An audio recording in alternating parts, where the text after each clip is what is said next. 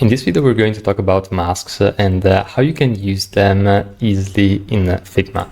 So the very first thing that we're going to do is we're going to grab an image. So simply find an image on your favorite resource. In my case, it's going to be either Unsplash or freepik.com. And we're going to create a first element, which is going to be a rectangle. And as you can see, this is just a image layer, and these are all pretty much vectors. So the very first thing that you want to keep in mind when it comes to creating masks is that the image always needs to be on top of the vector layer or any layer that you want to use as a mask. So in this case, we're simply going to move the rectangle here on top, and the image, we're gonna make sure that it's on top of the rectangle. Then we're going to move it on the rectangle itself.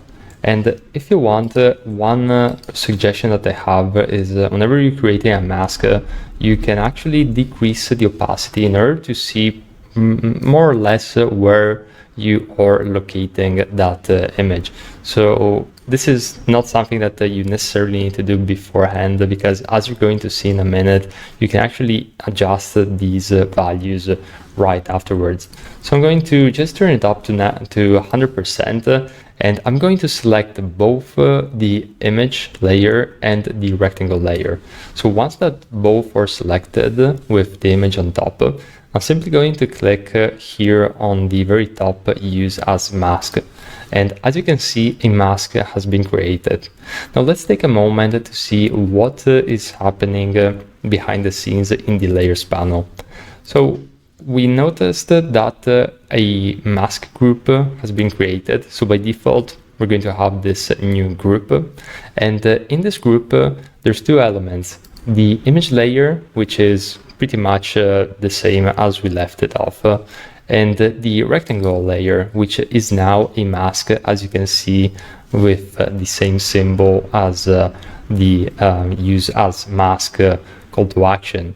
And we're also going to see this arrow right here, which indicates what is the extent of this mask. So basically, what are the layers that are included in this mask, because you can actually add multiple layers. In fact, if I use Command C and Command V to create a copy of this image, I can actually have two images within the same mask. So this is going to be something that's going to be useful for some more advanced projects. Now we're going to just remove the first one. And as you can see, the moment that I select the image, there's going to be the usual border selection, and I can move around this image within the mask. So it's not something that creates a rasterized image once you apply a mask effect. It's just still going to keep the layers separate in a way which is flexible. And you can always undo the mask, first of all, by ungrouping the mask group. So if I go and I do ungroup, you're going to notice that this doesn't necessarily solve the actual problem, because I actually need to unmask this initial layer. Otherwise, it's going to capture all of the layers that are going to be on top. In fact, if you move these layers on top, you can see that now all of these other elements are masked within this rectangle. And I'm telling you this because it's so easy to get this wrong, and you're going to find yourself working on designs where you accidentally can't move or find the right layers, and probably it's going to be the mask that's causing the issues. So to solve this, it's very easy. Simply right click on the actual mask layer, and might not sound intuitive, but click on use as mask, and this is going to unmask this element, and it's going to be brought back to its original state, so just a rectangle. And you can do this with any vector shape. So I can select the image and this ellipse, and I'm simply going to duplicate it to show you with the other ones.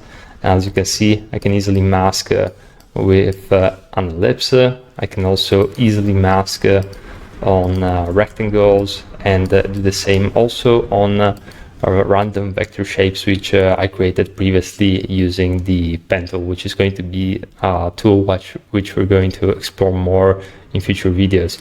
So as you can see, masks are pretty easy to use, very intuitive, and they can help you achieve all sorts of different effects and goals in Figma.